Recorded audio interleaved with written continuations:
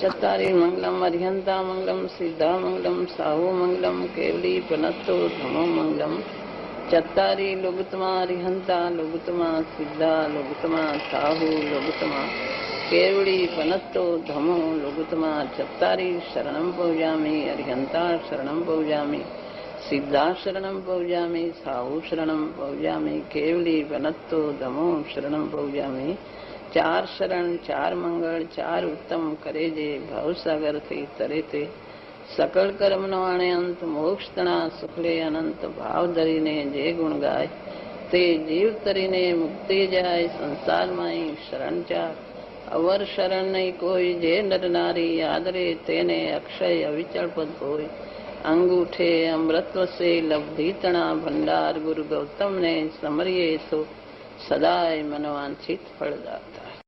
जो आत्मा को मोक्ष का मार्ग जिसको प्रकट हुआ इसके वाणी इसको निमित्त होती है, इसके वो वाणी निमित्त नहीं होती। इसलिए जेनी तेनी पावे धर्म सामानों की पात्रता नहीं।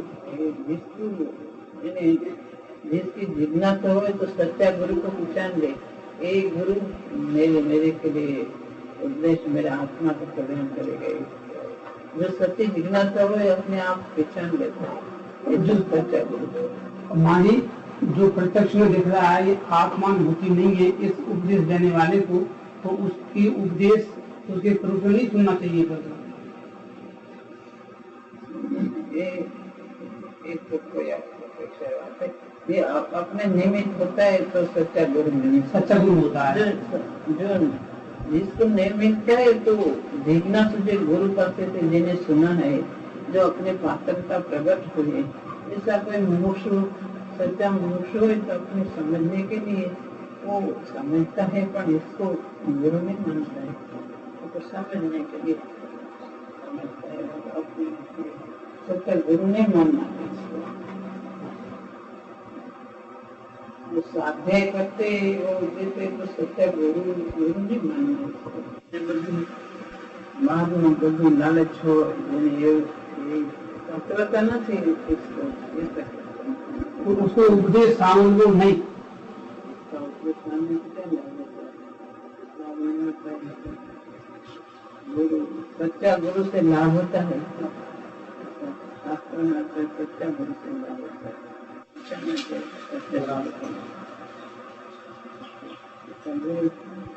नहीं मिलता है तो साधर्मी को एक बीजा चर्चा करे, चर्चा करे ऐसा तो करते ही आपस में पूर्व पास तो विचारना और शरीर आत्मा भी नहीं उसको विचारना है। वो कहने वाला गुरु कौन है वो यथार्थ समझ लेना।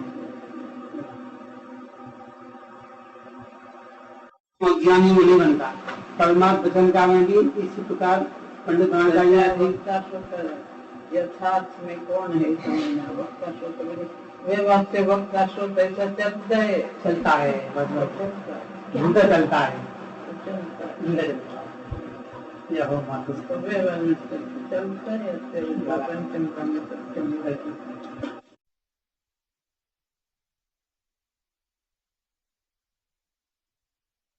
શરીર પછી જે લક્ષ્ય લિયાથી છૂટતું નથી, સભાપતિ લક્ષ્ય થતું નથી।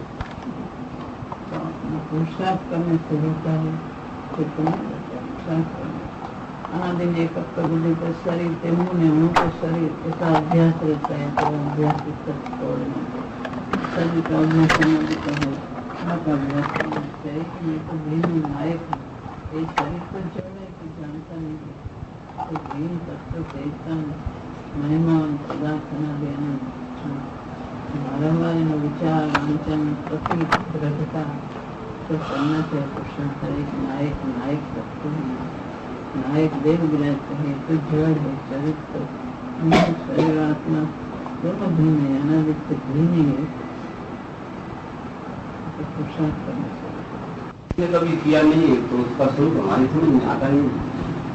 तो नहीं किया है तो भी अपना स्वभाव है इसलिए हो सकता है। पुरुषार्थ करके अनंत मोक्ष लिया है और अनंत है और भेदना अनंत को हुआ है। आत्मा है तो सब कर सकता है, अपनी अनादि की भूल चली आती है, इसलिए प्रमाद के कारण से नहीं हुआ। गुरुदेव कहते थे अपनी भूल से अपने को पीछाना नहीं।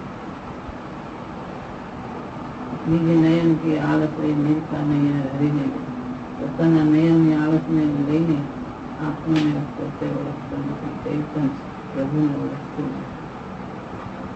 अपने को पहचानने का, जैसा कहा आपने, अपने को पहचानने में किस तरह की प्रक्रिया अपनाई जाती है?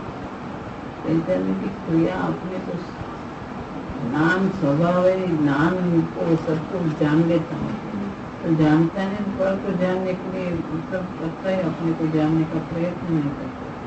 जानने का प्रयत्न करना चाहिए।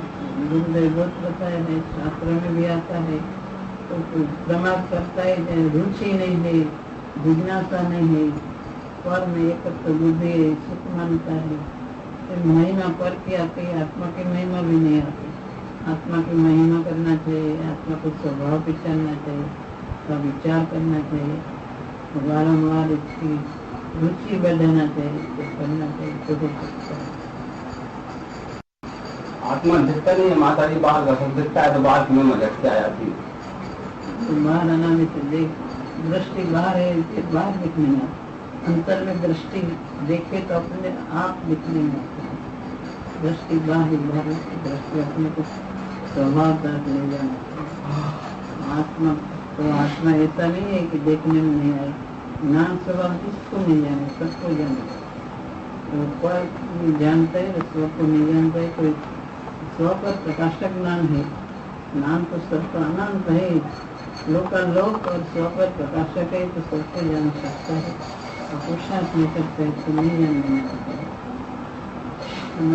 कोई को जाना और आत्मा को जाना भी नहीं है, आत्मा को जानने का प्रयत्न करना चाहिए तो जान सकता है। तो भेद ज्ञान करना चाहिए, तो शरीर में नहीं, विभाव स्वभाव मेरा नहीं, मैं नायक हूँ, ऐसा प्रयत्न करना चाहिए। पूज्य माता जी,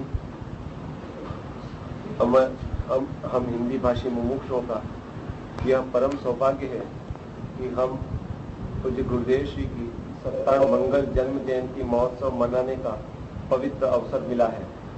यह मंगल महोत्सव हम मुमुक्षु जीवों में आत्मार्थता विकसाकर मोक्ष मार्ग में लगाएं, ऐसा मंगल आशीर्वाद चाहते हैं।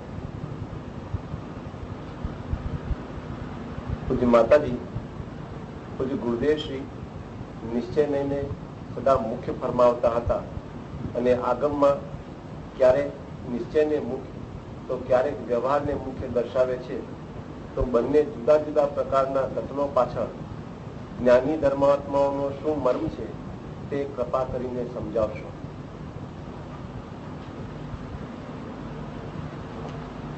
ગુરુદેવ તો બહુ સ્પષ્ટ કર્યું છે, ગુરુદેવનો પરમ ઉપકાર છે।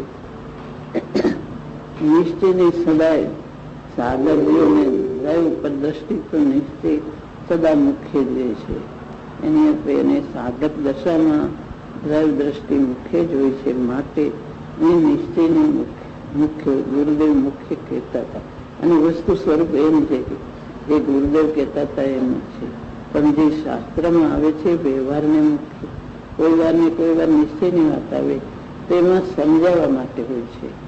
જે અનાદિનો અભ્યાસ છે જીવને, આ વિભાવનો અભ્યાસ છે, એને લઈને વ્યવહારનો બહાર સ્થૂળ દ્રષ્ટિ છે, સમજી શકતા નથી, ને સમજાવવા માટે વ્યવહારની વાત કરવામાં આવે, પણ એને કહેવાનો આશય એને વસ્તુની મુક્તિનો માર્ગ શું નિશ્ચય ઉપર દ્રષ્ટિ કરે એમ કહેવાનો આશય એમ હોય છે। જે આત્માર્થી હોય એમાંથી આશય સમજી લે છે, જે આત્માર્થતા નથી હોતી તે વ્યવહારને માત્ર પકડી લે છે। આચાર્યનો આશય તો નિશ્ચયને એટલે આત્માને ગ્રહણ કરાવવાનું જ હોય છે, પણ જે સમજતા નથી એ માત્ર વ્યવહાર ગ્રહણ કરી લે છે। આચાર્યનું કથન તો વ્યવહારનું નિશ્ચયને આત્માને ગ્રહણ કરાવવાનું જ આશય હોય છે। સાધકનું નિશ્ચય મુખ્ય અને વ્યવહાર ગૌણ હોય છે, પણ એને સમજાવવા માટે વ્યવહાર જેમ કહેવાય કે ભાષા અનારીના સમજાવી શકાય, અનારીને સમજાવી શકાતું નથી, એની ભાષામાં એને સમજાવવામાં આવે છે। શાસ્ત્રમાં આવે છે કે આત્મા શબ્દ કીધો, હવે આત્મા કોને કહેવાય એનું જ્ઞાન નથી, સમજી શકતો નથી, એટલે દર્શન જ્ઞાન ચારિત્રની પ્રાપ્ત થાય, પ્રાપ્ત હંમેશાને માટે હોય આત્મા। એમ કહેવાય ત્યારે સમજાય છે. એટલે એને વ્યવહારથી કથન કરવામાં આવે છે. એને સમજાવવા માટે કેવ સમજાવવું છે આત્મા, ગ્રહણ આત્મા કરાવવું છે, પણ એનું વ્યવહારનું કથન વચ્ચે આવ્યા વગર રહેતું નથી. માટે વ્યવહારથી કથન કરવામાં આવે છે. ગ્રહણ તો એક આત્મા જ કરાવવો છે અને સ્વાનુભૂતિનો માર્ગ બતાવવો છે, વસ્તુનું સ્વરૂપ બતાવવું. એટલે નિશ્ચય દ્રષ્ટિમાં મુખ્ય હોય છે, પણ જ્ઞાનમાં દ્રવ્ય અને પર્યાય બેનું જ્ઞાન કરાવવા માટે અને સમજાવવા માટે, વસ્તુ સ્વરૂપને આત્માનું ગ્રહણ કરાવવા માટે વ્યવહારને પણ વચ્ચે આચાર્યો કહે છે સમજાવવા માટે કહેવામાં આવે છે. એ વસ્તુ સ્વરૂપ તો આત્માને ગ્રહણ કરાવવાનું જ હોય છે. નિશ્ચય સદાય મુખ્ય જ હોય છે. દ્રવ્ય દ્રષ્ટિ આત્મા અભેદ આત્માને ગ્રહણ કરવું, એના ગુણના ભેદ પડે, પર્યાયના ભેદ પડે, એનું જ્ઞાન કરવાનું હોય છે. એ સમજે એમાં વ્યવહાર વચ્ચે આવ્યા વગર રહેતો નથી. લક્ષણ ભેદ એના જ્ઞાનનું લક્ષણથી આત્માને ગ્રહણ કરો, જ્ઞાન સ્વભાવ આત્મા એ ગુણ દ્વારા ગુણને ગ્રહણ કરાવવામાં આવે, એ પણ વ્યવહાર વચ્ચે આવે છે. એ પોતે આગળ જાય એમાં પણ ગુણ ભેદ પર્યાય ભેદ એનું એ વચ્ચે આવે છે. માટે કથનમાં પણ આચાર્ય દેવ એને સમજાવવા માટે, આત્માને ગ્રહણ કરાવવા માટે વચ્ચે આવ્યા વગર રહેતું નથી. માટે કોઈ વાર વ્યવહારની વાત કરે, કોઈ વાર નિશ્ચયની વાત કરે, આગમમાં આવે છે, પણ એને દ્રષ્ટિ તો મુખ્ય સદાને માટે રહે છે. અને જ્ઞાનમાં એને દ્રવ્ય કોને કહેવાય, પર્યાય કોને કહેવાય, સાધક દશા કોને કહેવાય, સાધ્ય શું, ગ્રહણ કરવાનું શું છે, ને વચ્ચે સાધક દશા કેવી હોય, એ બધું વચ્ચે આવે છે. માટે આચાર્ય દેવ બધી વાતનું એને જ્ઞાન કરાવે છે. ગ્રહણ એક આત્માને કરવાનું હોય છે, વસ્તુનું સ્વરૂપ એવું છે. દ્રષ્ટિમાં આત્મા જ રહે એટલે શું, ત્યાં આખો દિવસ ત્યાં જ ઉપયોગ રહે? ઉપયોગ ન રહે, પણ એની દ્રષ્ટિ જ ન રહે છે. ઉપયોગમાં જ્ઞાનમાં બધા એને વિચાર આવે જાણવાના, એની ગુણ ભેદ પર્યાય ભેદ બધું જાણવાના માટે આવે. દ્રષ્ટિ ઉપયોગને નહીં, પણ દ્રષ્ટિ એના ઉપર પરિણ થઈ જતું હોય છે. દ્રવ્ય ઉપર દ્રષ્ટિ સદાને માટે હોય છે. હું નાયક છું, હું આત્મા છું, પોતાનું અસ્તિત્વ જે ચૈતન્ય અસ્તિત્વ છે એના ઉપર એની દ્રષ્ટિ સદાને માટે હોય છે. હું નાયક, એક નાયકની પરિણતિ. આ વિભાવ તે મારો સ્વભાવ નથી. ગુણ ભેદ પર્યાય ભેદી વાસ્તવિક મારામાં નથી. એમ પોતામાં એનું સ્વરૂપ છે, એના ગુણો અનંતા છે, પણ એના ભેદ ઉપર એની દ્રષ્ટિ નથી. દ્રષ્ટિ એક આત્મા પર, ઉપયોગને પણ એ દ્રષ્ટિ જ એના ઉપર થંભી ગયેલી હોય છે. એ શ્રદ્ધા ને જ્ઞાન એ બે ગુણ જુદા છે ને, એ દ્રષ્ટિ એના ઉપર થંભેલી હોય છે.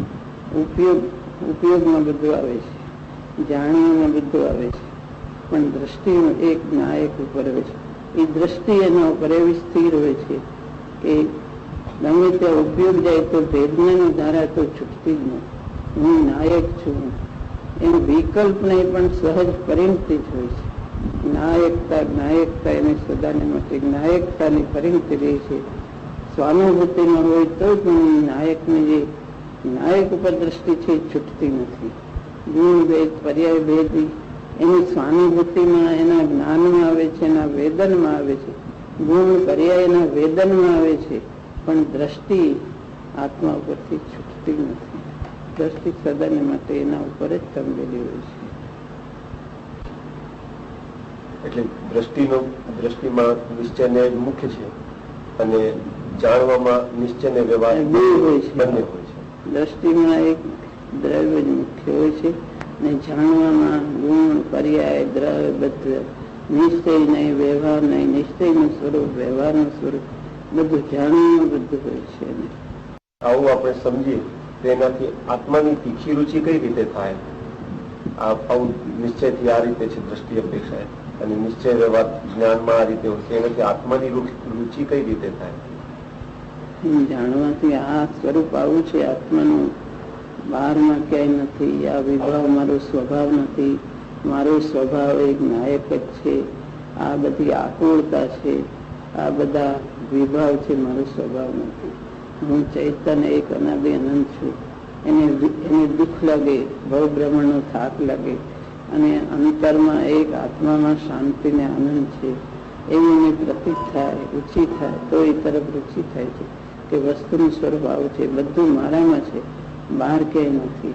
અને બધું મારામાંથી કેમ ગ્રહણ થાય, કેમ પ્રગટ થાય કે બધું અનંત, આનંદ અનંત, જ્ઞાન અનંત, આવા ગુણો અનંત, બધું મારામાં ભર્યું છે, બહારમાં ક્યાંય નથી.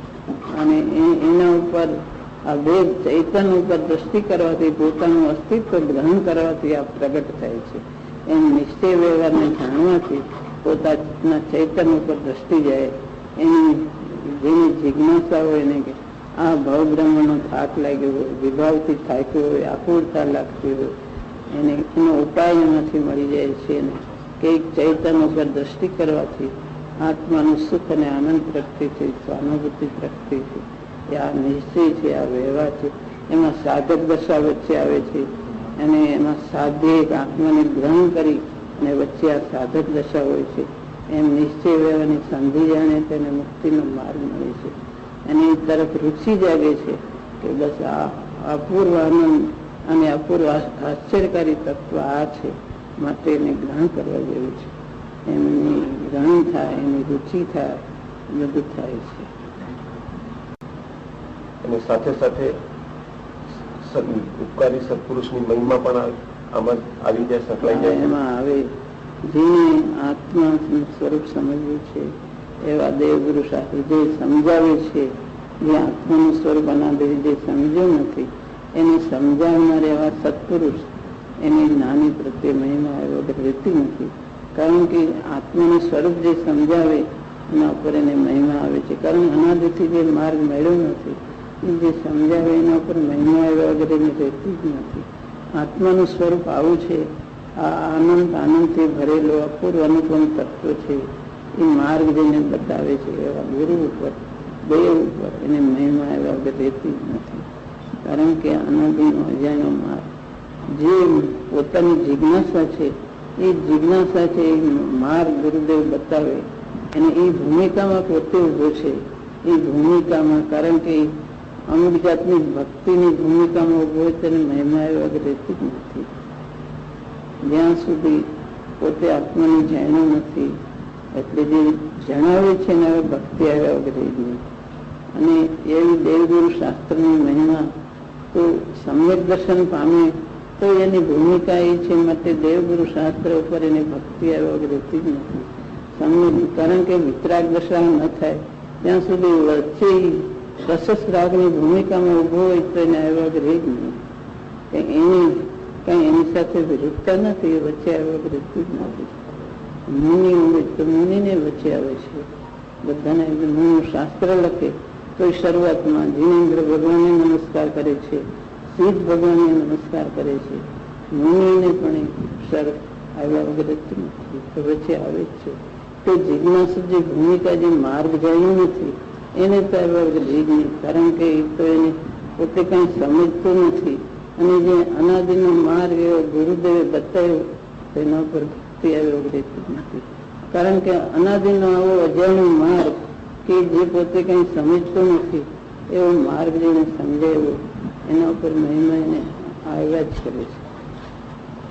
પંચમ કાળમાં ગુરુદેવ પધેરા ને આવો માર્ગ બતાવ્યો તો મહિમા આવ્યો વગર જઈને. અને આત્માનું ધ્યેય એને સાથે કે આવો આત્મા છે, એ આત્મા મને કેમ પ્રગટ થાય, એ પ્રગટ જેને પ્રગટ કરવાનું જે નિમિત્ત ગુરુદેવ એના ઉપર દેવગુરુ શાસ્ત્ર ભક્તિ એની સાથે વિરુદ્ધતા નથી. ભક્તિ સાથે કઈ આત્માની જિજ્ઞાસાને વિરુદ્ધતા નથી, તો એનો સંબંધ છે.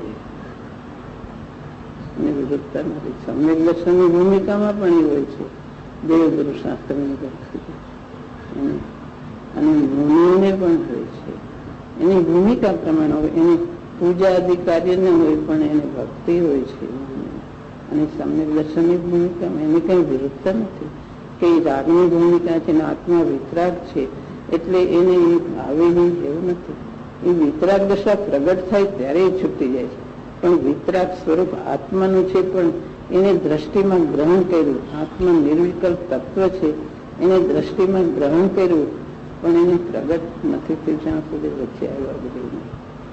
જે પોતે જે જાણવું છે એ જણાવનાર મળે એના પર ભક્તિ આવ્યા રહેતી નથી અને વિરુદ્ધતા નથી કે હવે અંદર આત્માનું કરવું છે, હવે બહારનું કામ. પણ એ રાગની ભૂમિકામાં આવ્યા વગર રહેતું જ નથી. ન આવે તો એ એક પોતે સમજ્યો નથી બરાબર, પોતે સમજ્યો નથી કે અંદર આત્માનું જ કરવું છે, બહારનું. પણ એ બહારના વિકલ્પ એને આવ્યા વગર રહેતા. બીજું બહારનું કેમ આવે છે? વિભાગની ભૂમિકામાં બીજા વિભાગના ભાવો એને અપ્રશસ્ત આવે છે, તો પ્રશસ્તમાં એને પલટાયા વગર રહેતું નથી. જેને આત્માની રુચિ જાગે એના ભાવો પ્રશસ્તમાં પલટાઈ જાય.